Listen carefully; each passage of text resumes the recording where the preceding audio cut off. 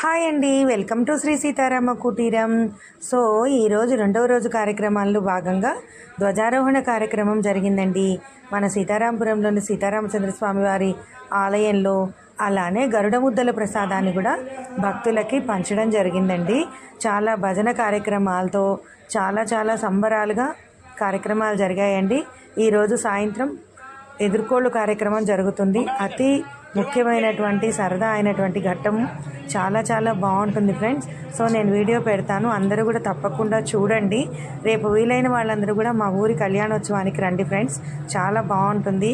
అన్న వితరణ, అన్నప్రసాదాలు కూడా ఉంటాయి కళ్యాణోత్సవం అయిపోయిన తర్వాత. సో ఫస్ట్ టైం చూసినట్టయితే please like, share, subscribe and my channel friends.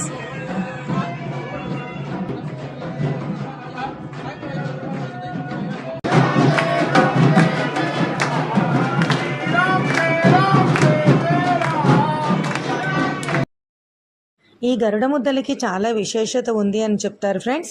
ఏంటంటే పెళ్ళిళ్ళు కాని వాళ్ళకి పెళ్ళిళ్ళు అవుతాయని, అలానే పిల్లలు కాని వాళ్ళకి పిల్లలు అవుతారని, ఇంకా మనసులో మంచి సంకల్పం చేసుకున్నట్లయితే ఆ మంచి సంకల్పాన్ని భగవంతుడు నెరవేరుస్తాడు అని ఒక చాలా నమ్మకం ఫ్రెండ్స్. అట్లానే చదువుల్లో ఎవరైనా వెనుకబడి ఉన్నా ఇట్లా ప్రతి ఒక్క విషయాన్ని కూడా ఈ గరుడ ముద్దలను స్వీకరించడం వల్ల వాళ్ళు అనుకున్నటువంటి కోరికలు నెరవేరుతాయి అని చెప్పి అందరూ బాగా నమ్ముతారు ఫ్రెండ్స్. నిజంగానే ఇది చాలా చారిత్రాత్మకమైనటువంటి ప్రసాద వితరణ అని చెప్పవచ్చు.